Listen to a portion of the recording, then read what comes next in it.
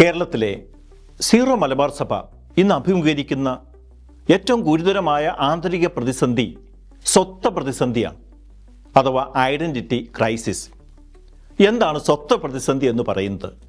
ഒരാൾക്ക് തൻ്റെ വ്യക്തിത്വത്തിലോ തനിമയിലോ ആശങ്കയോ സംശയമോ തോന്നുന്ന അവസ്ഥയ്ക്കാണ് സ്വത്വ പ്രതിസന്ധി എന്ന് പറയുന്നത്. സീറോ മലബാർ സഭ ഇന്ന് നേരിടുന്ന സ്വത്വ പ്രതിസന്ധി എന്താണ് എന്ന് ചോദിച്ചാൽ, താങ്കൾ ഒരു സഭയാണോ അതോ സമുദായമാണോ എന്ന സംശയമാണ്. എന്തായാലും ഒരേ സമയം സഭയായും സമുദായമായും നിലനിൽക്കാനാവില്ല. കാരണം എന്താണെന്ന് ചോദിച്ചാൽ, സഭയ്ക്കും സമുദായത്തിനും വളരെ വ്യത്യസ്തമായിട്ടുള്ള ലക്ഷ്യങ്ങളും ദൗത്യങ്ങളുമാണുള്ളത്. വളരെ വിഭിന്നങ്ങളായിട്ടുള്ള ദൗത്യങ്ങളാണുള്ളത്. എന്തൊക്കെയാണ് സഭയുടെ ദൗത്യം എന്ന് പറയുന്നത്? സഭയുടെ ദൗത്യം എന്ന് പറയുന്നത് യേശുവിൻ്റെ സുവിശേഷം അറിയുകയും അറിയിക്കുകയും ജീവിക്കുകയും ചെയ്യുക എന്നുള്ളതാണ്. ഇതാണ് സഭയുടെ ദൗത്യം. ഇനി എന്താ സഭയുടെ ലക്ഷ്യം എന്ന് പറയുന്നത്? സഭയുടെ ലക്ഷ്യം എന്ന് പറയുന്നത് ദൈവത്തിൻ്റെ ഹിതം ഈ ഭൂമിയിൽ നടപ്പിൽ വരുന്ന ദൈവരാജ്യം എന്ന സംവിധാനം രൂപപ്പെടുത്തുക എന്നുള്ളതാണ്. ദൈവരാജ്യം എന്ന് പറഞ്ഞാൽ ഈ ഭൂമിയിലെ രാജ്യം ഉണ്ടാക്കുക എന്നുള്ളതല്ല.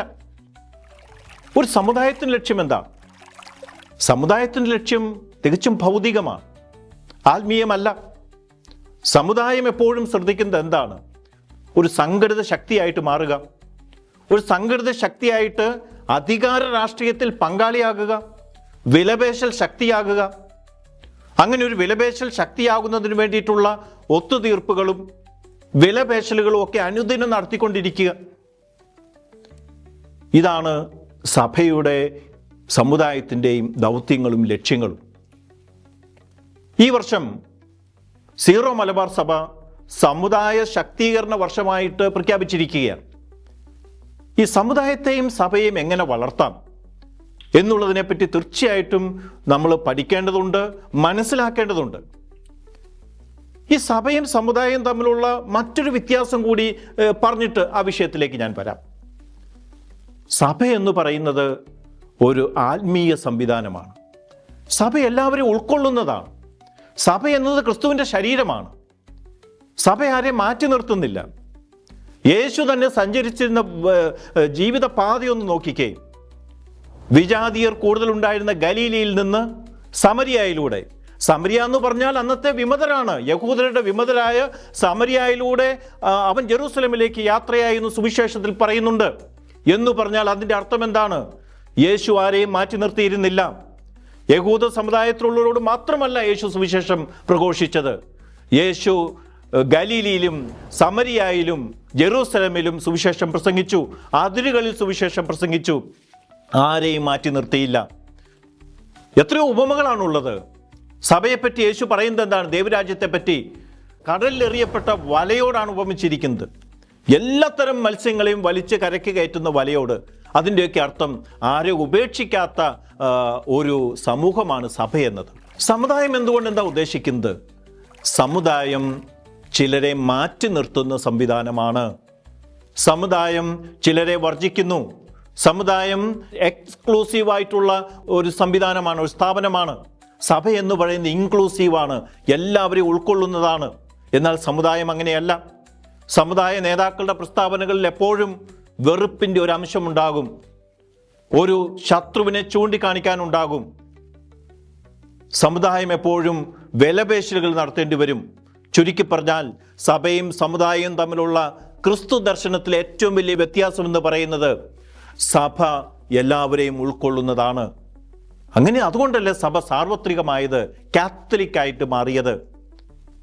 ഒരു സമുദായത്തിൻ്റെ ഇടുങ്ങിയ ചിന്താഗതി മാത്രമേ ഉണ്ടായിരുന്നുള്ളൂവെങ്കിൽ സഭയൊരിക്കലും ജെറൂസലമിൻ്റെ അപ്പുറത്തേക്ക് വളരുകയില്ലായിരുന്നു. യഹൂദ സമുദായത്തിൻ്റെ ഉള്ളിൽ മാത്രം ചുരുങ്ങി പോകുമായിരുന്നു. ഈ ലോകത്തെ മുഴുവൻ ഉൾക്കൊള്ളാൻ മാത്രം സഭ വളർന്നത് സഭയുടെ കാഴ്ചപ്പാടുകൾ നിലനിർത്തിയത് കൊണ്ട് മാത്രമാണ്. എന്നാൽ സമുദായം എക്സ്ക്ലൂസീവാണ്. അത് പലരെയും ഒഴിവാക്കുന്നു, ചിലരെ വെറുക്കാൻ പഠിപ്പിക്കുന്നു, വിലപേശലുകൾക്ക് വിധേയമാക്കുന്നു. ഇനി എങ്ങനെയാണ് സഭയെ വളർത്തേണ്ടത്? സഭയെ വളർത്തുക എന്ന് പറയുന്നത് വളരെ വളരെ എളുപ്പമാണ്. ഒറ്റ വഴിയെ മാത്രം സഞ്ചരിച്ചാൽ മതി. യേശുവിൻ്റെ സുവിശേഷത്തിൻ്റെ വഴിയെ സഞ്ചരിച്ചാൽ നമുക്ക് സഭയെ വളർത്താൻ സാധിക്കും. സഭയെ വളർത്താൻ വേറൊരു വഴിയുമില്ല ഈ ലോകത്ത്. മറ്റു വഴികളൊക്കെ പരാജയപ്പെടുകയുള്ളൂ. ക്രിസ്തുവിന് പല വഴികളില്ല. ഇടുങ്ങിയ വഴിയിലൂടെ സഞ്ചരിച്ചാൽ മാത്രമേ ദൈവരാജ്യത്തിൽ എത്തിച്ചേരാൻ പറ്റുകയുള്ളൂ എന്ന് ക്രിസ്തു പഠിപ്പിച്ചിട്ടുണ്ട്. സഭയുടെ വളർച്ചയ്ക്ക് സഭാമക്കളും സഭാ നേതൃത്വവും സ്വീകരിക്കേണ്ട വഴി ഇടുങ്ങിയ വഴിയാണ്. അത് സുവിശേഷത്തിൻ്റെ വഴിയാണ്. യേശു പഠിപ്പിച്ച കുരിശിൻ്റെ വഴിയാണ്. എന്നാൽ സമുദായത്തെ വളർത്താൻ വ്യത്യസ്ത വഴികൾ സ്വീകരിക്കേണ്ടി വരും. അതിന് പല വഴികളുണ്ട്. ക്രിസ്തുവിന് അഹിതമായ വഴികളും സ്വീകരിക്കേണ്ടി വരും. സുവിശേഷത്തിന് വിരുദ്ധമായ വഴികളും സ്വീകരിക്കേണ്ടി വരും. മാത്രമല്ല, സുവിശേഷത്തിന് വിരുദ്ധമായിട്ടുള്ള ആശയങ്ങളുമായിട്ട് സന്ധി ചെയ്യേണ്ടി വരും. ഒത്തുതീർപ്പുകൾക്ക് വഴങ്ങേണ്ടി വരും.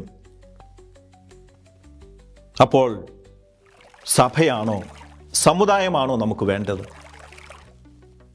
ഞാൻ വിചാരിക്കുന്നത് ഇപ്പോൾ സഭ അഭിമുഖീകരിക്കുന്നത്, സീറോ മലബാർ സഭ അഭിമുഖീകരിക്കുന്നത് വെറും ഒരു ഐഡന്റിറ്റി ക്രൈസിസ് അല്ല, സ്വത്വ പ്രതിസന്ധിയല്ല. അതിനേക്കാളും വളരെ വളരെ വിശാലമായിട്ടുള്ള എക്സിസ്റ്റൻഷ്യൽ ക്രൈസിസ് ആണ്, അസ്തിത്വ പ്രതിസന്ധിയാണ്. സഭയുടെ അടിസ്ഥാനത്തെപ്പറ്റി സംശയമുണ്ടാകുന്ന വലിയൊരു പ്രതിസന്ധിയാണ്. തീർച്ചയായിട്ടും ഇതിനെ അതിജീവിക്കേണ്ടതുണ്ട്. എങ്ങനെയാണ് അതിജീവിക്കുക? എന്താണ് പരിഹാരം? ക്രിസ്തുവിൻ്റെ വഴിയാണ് പരിഹാരം. സുവിശേഷത്തിൽ നാം കാണുന്നുണ്ട്, യേശുവും പലപ്പോഴും ഇതുപോലെയുള്ള അസ്തിത്വ ഐഡന്റിറ്റി പ്രലോഭനങ്ങൾക്ക് വിധേയനായിട്ടുണ്ട്. ഈ ലോകത്തിന് മുഴുവൻ ഭരണാധികാരിയാകുവാനും യഹൂദ സമുദായത്തിൻ്റെ രാജാവാകുവാനുമുള്ള പ്രലോഭനം യേശുവിനുണ്ടാകുന്നുണ്ട്. യേശുവിനുണ്ടാകുന്ന പ്രലോഭനങ്ങളിൽ സുവിശേഷത്തിൽ ലൂക്കായുടെ സുവിശേഷം 4-ാം അധ്യായത്തിൽ നാം വായിക്കുന്നുണ്ട്. അതുപോലെ തന്നെ യോഹന്നാന്റെ സുവിശേഷം 6-ാം അധ്യായത്തിൽ നാം കാണുന്നു. അവർ അവനെ ബലമായി രാജാവാക്കാൻ പരിശ്രമിച്ചു. എന്നാൽ അവൻ അതിൽ നിന്ന് പിൻവാങ്ങി മലമുകളിലേക്ക് പോയി പ്രാർത്ഥിച്ചു എന്ന് നാം കാണുന്നുണ്ട്. അതായത് യേശു ഒരിക്കലും തൻ്റെ ദൗത്യം മറന്ന് അധികാരത്തിൻ്റെ അപ്പക്കഷ്ണങ്ങളുടെ പിന്നാലെ പോകുന്നതായിട്ട് കാണുന്നില്ല. യേശുവിൻ്റെ മാതൃക അനുകരിച്ച് സീറോ മലബാർ സഭയും എല്ലാ സഭകളും സമുദായമാകാനുള്ള, അതായത് അധികാരം കൈപ്പിടിയിലാക്കാനുള്ള ആ പ്രലോഭനത്തെ അതിജീവിച്ച് സഭയാകാനുള്ള, യേശുവിൻ്റെ ശരീരമാകാനുള്ള സ്വത്വബോധത്തിലേക്ക് തിരിച്ചു നടക്കണം.